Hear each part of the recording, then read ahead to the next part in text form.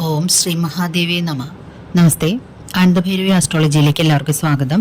2024 May 1 മുതൽ 31 വരെ, അതായത് മേടം 18 മുതൽ ഇടവം 17 വരെയുള്ള വൃശ്ചികക്കൂറുകാരുടെ മെയ് മാസഫലത്തെക്കുറിച്ചാണ് നമ്മളിപ്പോൾ ചിന്തിക്കുവാൻ പോകുന്നത്.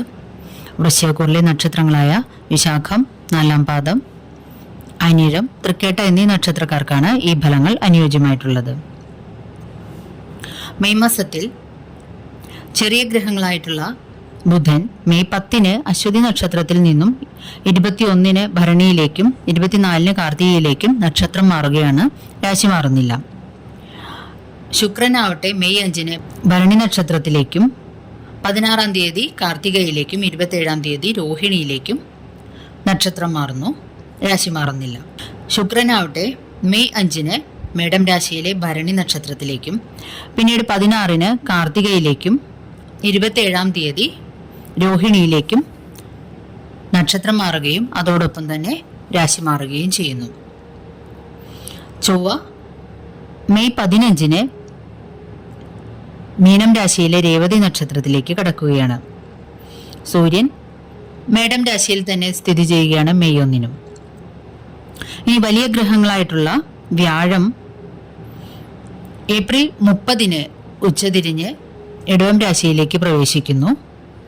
അതായത് മെയ് 1 മുതൽ ഇടവം രാശിയിലായിരിക്കും നിൽക്കുക, കാർത്തിക 2-ാം പാദത്തിൽ.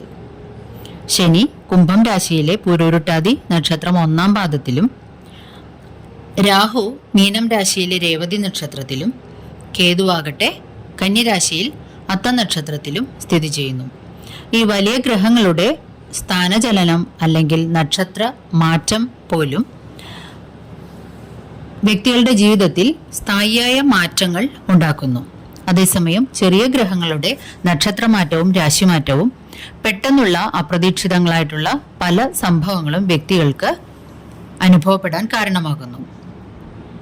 ഒരു കാര്യം പ്രത്യേകം എല്ലാ വീഡിയോയിലും പോലെ ഓർമ്മിപ്പിച്ചു കൊള്ളട്ടെ, വ്യക്തികളുടെ സ്വന്തം ജാതകത്തിലെ ഗ്രഹനിലയിലെ ലഗ്നാലുള്ള ഓരോ ഗ്രഹങ്ങളുടെയും ഭാവാധിപത്യവും നിൽപ്പും ബലാബലവും അനുസരിച്ചിട്ടാണ് ഈ ചാരവശാലുള്ള ഫലങ്ങളുടെ ഏറ്റക്കുറച്ചിൽ അനുഭവപ്പെടുക.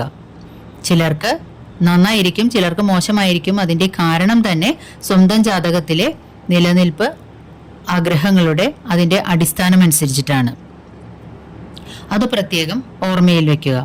ഈ ചാനൽ ഇതുവരെ സബ്സ്ക്രൈബ് ചെയ്തിട്ടില്ലാത്തവർ ഒന്ന് സബ്സ്ക്രൈബ് ചെയ്യുവാനും നിങ്ങൾക്ക് വേണ്ടപ്പെട്ടവർക്കെല്ലാം വേണ്ടി ഈ ചാനലൊന്ന് ഷെയർ ചെയ്ത് കൊടുക്കുവാനും അഭ്യർത്ഥിക്കുന്നു. അരികിലുള്ള ബെൽ ബട്ടൺ അമർത്തി അതിൽ ഓൾ എന്ന് കൊടുത്താൽ ഇനി വരുന്ന എല്ലാ വീഡിയോകളുടെയും നോട്ടിഫിക്കേഷൻ തത്സമയം ലഭിക്കുന്നതാണ്. വീഡിയോ ഇഷ്ടമായാൽ ഒരു ലൈക്ക് തരുവാൻ മടി കാണിക്കരുതേ. ഇനി നമുക്ക് ഈ മാസത്തിൽ പ്രധാനപ്പെട്ട വിശേഷ ദിവസങ്ങൾ ഏതെല്ലാമാണെന്ന് നോക്കാം. മെയ് 6 മത്സ്യാവതാരം, അതുപോലെ മെയ് 8 കറുത്തവാവും, മെയ് 10 അക്ഷയ തൃതീയയും ബലഭദ്ര ജയന്തിയുമാണ്. മെയ് 12 ശ്രീ ശങ്കരാചാര്യരുടെ ജന്മദിനവും, 22 നരസിംഹാവതാരവും, 23 പൗർണമി അഥവാ ബുദ്ധപൂർണിമയും കൂടി ആണ് എന്ന്. ഇത്രയും വിശേഷപ്പെട്ട ദിവസങ്ങളാണ് ഈ മാസത്തിലുള്ളത്. ഇനി നമുക്ക് ഈ മാസത്തിൽ വൃശ്ചികക്കൂറുകാർക്ക് വലിയ ഗ്രഹങ്ങളുടെ സ്ഥാനം എവിടെയാണെന്നും പ്രധാനമായും എവിടെ നിൽക്കുന്നു എന്നും അതുപോലെ അവർക്ക് എന്തെല്ലാം ഫലങ്ങളാണ് അനുഭവത്തിൽ വരിക എന്നും ഒന്ന് ചിന്തിച്ചു നോക്കാം. വൃശ്ചികക്കൂറുകാർക്ക് വ്യാഴം അവരുടെ 7-ാം ഭാവത്തിലേക്കാണ് കടക്കുന്നത്. കുറച്ചു നാളായി തന്നെ അവർക്ക് അനുഭവപ്പെട്ടിരുന്ന സാമ്പത്തിക ബുദ്ധിമുട്ടുകൾ, മറ്റ് എല്ലാ തരത്തിലുള്ള തടസ്സങ്ങൾക്കും ഒരു അറുതി വരാൻ പോവുകയാണ്. വ്യാഴം വൃശ്ചികക്കൂറുകാരുടെ 2-ാം ഭാവത്തിൻ്റെയും 5-ാം ഭാവത്തിൻ്റെയും അധിപനാണ്. ഈ 2 നല്ല ഭാവങ്ങളുടെ അധിപനായിട്ടുള്ള വ്യാഴം 7ലേക്ക് വരുമ്പോൾ പ്രധാനമായും ധനപരമായിട്ടുള്ള ബുദ്ധിമുട്ടുകൾ മാറിക്കിട്ടുന്നു. സാമ്പത്തിക സോഴ്സുകൾ അവർക്കായിട്ട് തുറന്നു വരുന്നതാണ്. അല്ലെങ്കിൽ ജോലി ഇല്ലാതിരുന്നവർക്ക് ജോലിയിൽ പ്രവേശിക്കാൻ അവസരം, അഥവാ പ്രമോഷൻ മുതലായവ, ബിസിനസ്സുകാർക്കും മറ്റും വരുമാന വർധനവുണ്ടാവുക, അല്ലെങ്കിൽ പൂട്ടിക്കിടന്നിരുന്ന സ്ഥാപനങ്ങൾ തുറന്നു പ്രവർത്തിക്കാൻ വേണ്ടിയുള്ള ആലോചനകൾ നടക്കുക. ഒരു വർഷക്കാലത്ത് തന്നെ അവർക്ക് ഇടവം രാശിയിലായിരിക്കും, അതായത് 7-ാം ഭാവത്തിലായിരിക്കും വ്യാഴം എന്നുള്ളത് കൊണ്ട് പുതിയ സാമ്പത്തിക ഉന്നമനത്തിനു വേണ്ടിയിട്ടുള്ള എല്ലാ വാതായനങ്ങളും പതിയെ പതിയെ തുറന്നു വരുന്നതാണ്. ഒരു മാസം കൊണ്ടല്ല, ഒരു വർഷത്തിനുള്ളിൽ തന്നെ അവർക്ക് കുറച്ചൊരു പുരോഗതി ഉണ്ടാവുന്നതാണ്. കടം കയറി വിഷമിച്ചിരുന്നവർക്ക് കടം കുറയുവാനുള്ള മാർഗങ്ങൾ തെളിഞ്ഞു വരുന്നതാണ്. ഒറ്റ രാത്രി കൊണ്ട് കടം തീരുന്നു എന്നല്ല പറയുന്നത്. ശത്രുക്കളെ അമർച്ച ചെയ്യുവാനും മറ്റും അവർക്ക് ഇടവരുന്നു, അല്ലെങ്കിൽ അവർക്ക് കഴിയുന്നു. പലതരത്തിലുള്ള രോഗാരിഷ്ടതകൾ അനുഭവിച്ചുകൊണ്ടിരിക്കുന്നവർക്ക് അതിനൊരു ശമനമുണ്ടാകുന്നു, അല്ലെങ്കിൽ രോഗങ്ങൾ മാറുന്നു തുടങ്ങിയ അനുഭവങ്ങൾ ഉണ്ടാകുന്നു. വിവാഹ തടസ്സം മൂലം വിഷമിച്ചിരുന്നവർക്ക് വിവാഹം നടക്കുവാൻ സമയമായി. എല്ലാത്തരം തടസ്സങ്ങളും മാറി വിവാഹബന്ധങ്ങൾ ഉറപ്പിക്കുവാനോ നടത്തുവാനോ കഴിയുന്നതാണ്. അതുപോലെ വിദേശ രാജ്യങ്ങളിലേക്കും നാട്ടിൽ തന്നെയും ഉന്നത വിദ്യാഭ്യാസത്തിന് ആഗ്രഹിക്കുന്നവർക്ക് അതിനുള്ള വാതായനങ്ങൾ തുറന്നു വരുന്നതാണ്. കൂട്ടു ബിസിനസ് മുതലായവ തുടങ്ങാൻ ആഗ്രഹിച്ചിരുന്നവർക്ക് അതിനനുകൂലമായിട്ടുള്ള സമയമാണ്. കൂട്ടു ബിസിനസ്സുകൾ തുടങ്ങാൻ സാധിക്കുന്നു. അകന്നു കഴിഞ്ഞിരുന്ന ദമ്പതികൾക്ക് ഒരുമിക്കുവാനും മറ്റും അവസരമുണ്ടാകുന്നതാണ്. സന്താനങ്ങളെ കൊണ്ട് സന്തോഷകരങ്ങളായിട്ടുള്ള അനുഭവങ്ങൾ ഉണ്ടാകുന്നതാണ്. അവർക്ക് ഉന്നത വിദ്യാഭ്യാസ രംഗത്ത് പ്രവേശിക്കുവാനോ, അല്ലെങ്കിൽ ഉന്നത വിദ്യാഭ്യാസം നടത്തിക്കൊണ്ടിരിക്കുന്നവർക്ക് ഉന്നത വിജയം കിട്ടുവാനോ, ജോലിയിൽ പ്രവേശിക്കുവാനോ, കൂടാതെ നല്ല വിവാഹബന്ധങ്ങൾ വന്നു ചേരുവാനോ അവസരമുണ്ടാകുന്നു. അതുമൂലം മാതാപിതാക്കളായിട്ടുള്ള വൃശ്ചികക്കൂറുകാർക്ക് സന്തോഷിക്കുവാനുള്ള അവസരങ്ങൾ വന്നു ചേരുന്നു. വയറിനെ ബാധിച്ചിരുന്ന പലതരം അസുഖങ്ങൾക്കും ശമനമുണ്ടാകുന്നതാണ്.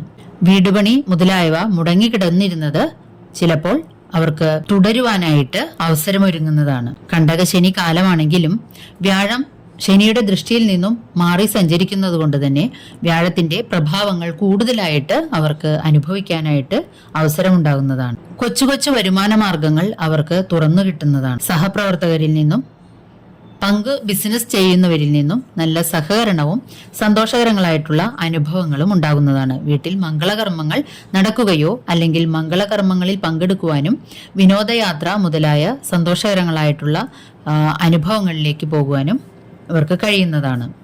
ചെയ്യാൻ ഉദ്ദേശിക്കുന്ന എല്ലാ കാര്യങ്ങളും ജീവിത പങ്കാളിയുമായിട്ടും ബിസിനസ് പങ്കാളികളുമായിട്ടും ആലോചിച്ച് ചെയ്യുന്നതായിരിക്കും ഉചിതം.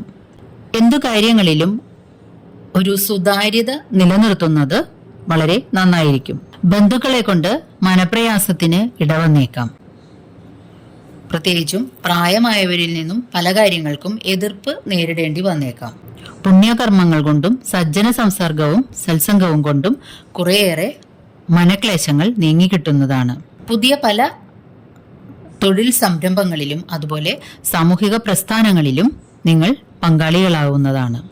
എന്നിരുന്നാലും വലിയ ചുമതലകൾ ഏറ്റെടുക്കാതിരിക്കുന്നത് ഉത്തമമായിരിക്കും. പിതാവിനും മാതാവിനും ചില കാലഘട്ടങ്ങളിൽ ചിലപ്പോൾ അസുഖബാധിതരാവാൻ സാധ്യതയുണ്ട്. അവരെ ഒന്ന് പ്രത്യേകിച്ചും ശ്രദ്ധിക്കേണ്ടതാണ്. പൊതുവിൽ മെയ് മാസം ഒരു ഉണർവിന്റെ ഉത്തേജനത്തിന്റെ കാലമായിരിക്കും വൃശ്ചികക്കൂറുകാർ. ചാരവശാലുള്ള താൽക്കാലിക ഗുളിക സ്ഥിതി അനുസരിച്ച് ഏതെല്ലാം ദിവസങ്ങൾ പകലുള്ള നല്ല കാര്യങ്ങളിൽ നിന്നും മാറി നിൽക്കണമെന്നും ശ്രദ്ധിക്കണമെന്നും നമുക്കൊന്ന് ചിന്തിച്ചു നോക്കാം. വൃശ്ചികക്കൂറുകാർക്ക് മെയ് 3, 4, 11, 18, 25 എന്നീ ദിവസങ്ങൾ അത്ര സുഖകരമായിരിക്കില്ല. സാമ്പത്തികമോ ശാരീരികമോ മാനസികവുമായ ചില്ലറ ബുദ്ധിമുട്ടുകൾ അന്നേ ദിവസം അനുഭവപ്പെട്ടേക്കാം. ദൂരയാത്രകൾ ഒഴിവാക്കുന്നതും പ്രധാനപ്പെട്ട ഡോക്യുമെന്റുകളിൽ ഒപ്പുവയ്ക്കുന്നതും തീരുമാനങ്ങൾ എടുക്കുന്നതും മറ്റും അന്നേ ദിവസം ചെയ്യാതിരിക്കുന്നത് ഉത്തമമായിരിക്കും. ദമ്പതികൾ തമ്മിലും അന്നേ ദിവസം ചില്ലറ വാക്കുതർക്കങ്ങളോ അഭിപ്രായ വ്യത്യാസങ്ങളോ മറ്റും ഉണ്ടാകാൻ സാധ്യതയുണ്ട്. വിദേശ രാജ്യങ്ങളിൽ ജോലി ചെയ്യുന്നവർക്ക് മെയ് 2, 9, 10, 16, 17, 24, 31 എന്നീ ദിനങ്ങൾ അത്ര സുഖകരമായിരിക്കില്ല. സാമ്പത്തികമായിട്ടുള്ള ബുദ്ധിമുട്ടുകളോ ശാരീരിക അസ്വസ്ഥതകളോ മനപ്രയാസങ്ങളോ ഈ ദിവസങ്ങളിൽ അനുഭവപ്പെട്ടേക്കാൻ സാധ്യതയുണ്ട്. 5, 6, 13, 20, 27 എന്നീ ദിവസങ്ങളിൽ നിങ്ങൾക്ക് കിട്ടുവാനുള്ള ധനം കിട്ടാതിരിക്കുക, ലോണോ മറ്റ് ധനപരമായിട്ടുള്ള കാര്യങ്ങളോ അന്ന് കിട്ടേണ്ടത് ഉണ്ടെങ്കിൽ അന്നേ ദിവസം കിട്ടാതിരിക്കുവാനോ വൈകുവാനോ സാധ്യതയുണ്ട്. മാത്രമല്ല ഈ ദിവസങ്ങളിൽ സന്താനങ്ങൾക്കും ചില്ലറ അരിഷ്ടതകൾ അനുഭവപ്പെട്ടേക്കാൻ സാധ്യതയുണ്ട്. വയറ് സംബന്ധമായിട്ടുള്ള അസുഖങ്ങളും ആ ദിവസങ്ങളിൽ ശ്രദ്ധിക്കേണ്ടതാണ്. 7, 14, 21, 28, 29 എന്നീ ദിവസങ്ങളിൽ വാഹനങ്ങൾ ഓടിക്കുമ്പോൾ ശ്രദ്ധിക്കേണ്ടതാണ്. അതുപോലെ കുടുംബത്തിൽ അസ്വസ്ഥങ്ങളായിട്ടുള്ള എന്തെങ്കിലും കാര്യങ്ങളും ഉണ്ടാകാൻ സാധ്യതയുണ്ട്. അതുപോലെ തന്നെ തൊഴിൽ രംഗത്തും ഈ ദിവസങ്ങളിൽ ചില്ലറ മനപ്രയാസങ്ങൾ ഉണ്ടാക്കുന്ന എന്തെങ്കിലും കാര്യങ്ങൾ ഉണ്ടാകാൻ സാധ്യതയുണ്ട്. 19, 26, 12 എന്നീ ദിനങ്ങളിൽ എന്തെങ്കിലും അധിക ചിലവുകൾ വന്നുകൂടാനും മറ്റും സാധ്യതയുണ്ട്. അതുപോലെ വീഴ്ച മുതലായവയും ശ്രദ്ധിക്കേണ്ടതാണ്. അതുപോലെ വയറു സംബന്ധമായിട്ടുള്ള അസുഖങ്ങളും ശത്രുക്കളുടെ എന്തെങ്കിലും ബുദ്ധിമുട്ടുകളും നിങ്ങൾക്ക് ഈ ദിവസങ്ങളിൽ ഉണ്ടാകാൻ സാധ്യതയുണ്ട്. ദോഷങ്ങളുടെ പരിഹാരാർത്ഥമായിട്ട് നിങ്ങൾ ചെയ്യേണ്ടത് ശിവങ്കൽ, മൃത്യുഞ്ജയ പുഷ്പാഞ്ജലി, ധാര, പിൻവിളക്ക് മുതലായവ നടത്തുകയും ഞായറാഴ്ച ദിവസങ്ങളിലും ശനിയാഴ്ച ദിവസങ്ങളിലും ദർശനം നടത്തുകയും ചെയ്യേണ്ടതാണ്. ദേവീക്ഷേത്രങ്ങളിൽ ചൊവ്വ, വെള്ളി എന്നീ ദിവസങ്ങളിൽ ദർശനം നടത്തുകയും ലളിതാ സഹസ്രനാമം വായിക്കുകയും അതുപോലെ നെയ്വിളക്ക് കൊളുത്തി പ്രാർത്ഥിക്കുക, ചുവന്ന പുഷ്പങ്ങൾ കൊണ്ടുള്ള മാല സമർപ്പിക്കുക തുടങ്ങിയവയും ചെയ്യുക.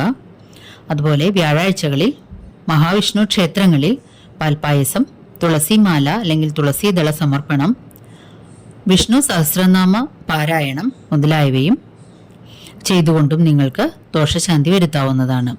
വീഡിയോ ഇഷ്ടമായാൽ ഒരു ലൈക്ക് തരുവാൻ മടി കാണിക്കരുതേ. നന്ദി, നമസ്കാരം.